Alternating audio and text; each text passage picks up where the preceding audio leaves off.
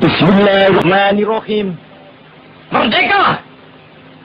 Saudara-saudara penduduk kota Surabaya, kita semuanya telah mengetahui bahwa hari ini tentara Inggris telah menyebarkan pamflet-pamflet yang memberikan suatu ancaman kepada kita semua. Kita diwajibkan untuk dalam waktu yang mereka tentukan menyerahkan senjata-senjata yang telah kita rebut dari tangannya tentara Jepang. Tetapi inilah jawaban kita. Selama banteng-banteng Indonesia masih mempunyai darah merah yang dapat membikin setarik kain putih, merah dan putih, maka selama itu tidak akan kita mau menyerah kepada siapapun juga. Allahu Akbar, Allahu Akbar, Allahu Akbar. Merdeka! Yang dinanti selama ratusan tahun itu akhirnya datang juga. 17 Agustus 1945, Indonesia menyatakan dirinya merdeka sebagai sebuah negara yang berdaulat.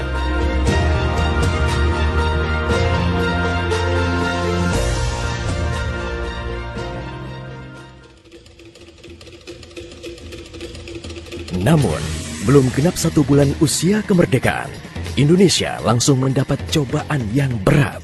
Tentara sekutu yang di dalamnya ada tentara Belanda mendarat di Jakarta dan kota-kota besar lainnya di Indonesia. Bung Karno dan Bung Hatta berupaya melakukan upaya diplomatik untuk mendorong tentara sekutu bekerja profesional, hanya mengurus tahanan saja dan tidak mengutak-ngatik status kemerdekaan Republik Indonesia. Namun, upaya itu tidak membuahkan hasil. Bung Karno galau. Ia menghitung jika sampai terjadi peperangan, secara matematis tidak akan mungkin bisa mengalahkan sekutu. Persenjataan mereka jauh lebih lengkap dan keahlian militernya lebih memadai. Atas saran Jenderal Besar Sudirman, Bung Karno diminta mengirim utusan khusus kepada Roisul Akbar Nahdlatul Ulama, Hadratus Syekh Kiai Haji Hashim As'ari di Pondok Pesantren Tebu Ireng, Jombang.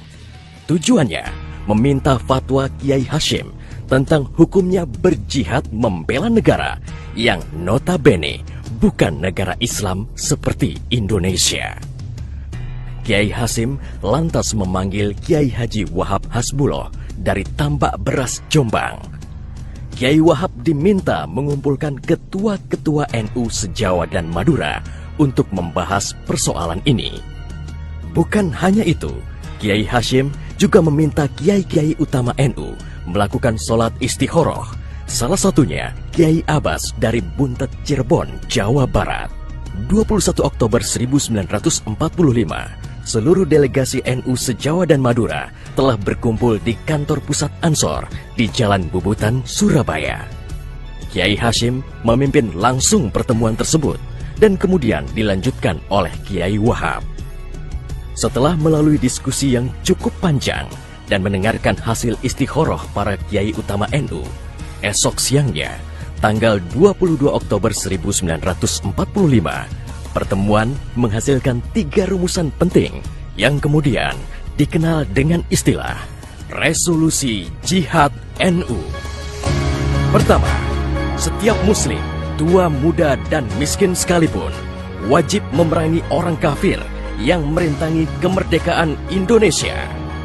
Kedua, pejuang yang mati dalam membela kemerdekaan Indonesia layak dianggap syuhada. Ketiga, warga yang memihak kepada Belanda dianggap memecah belah persatuan dan oleh karena itu harus dihukum mati.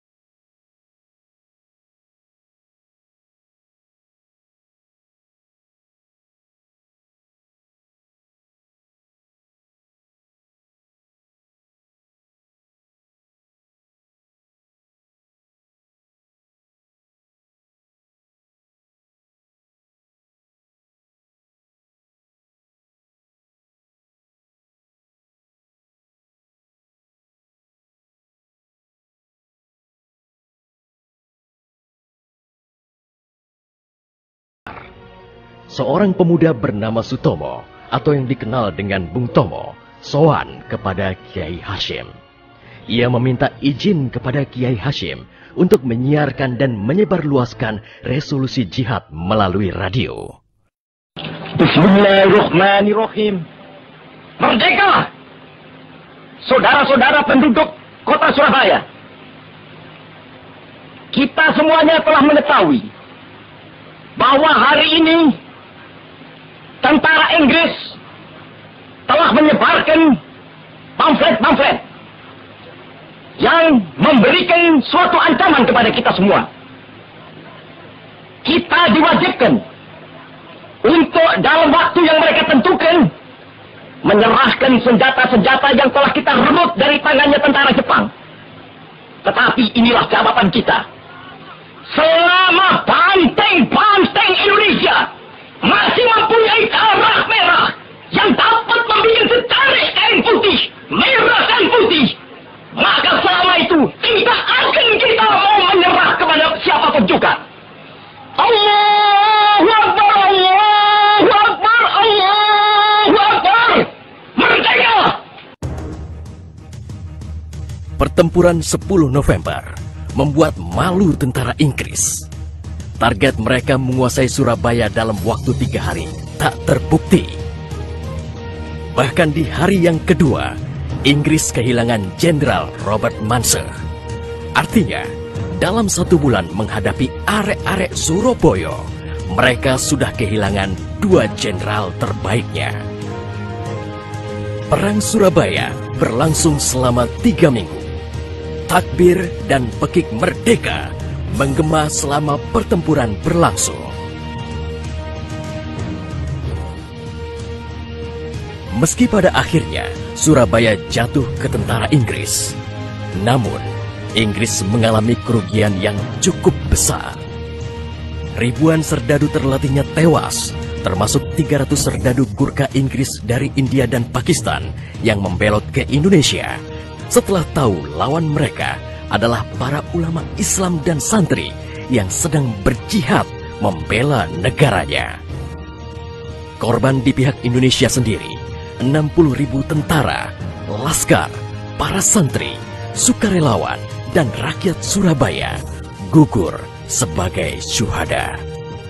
Tanpa resolusi jihad NU, tidak akan ada peristiwa heroik 10 November 1945.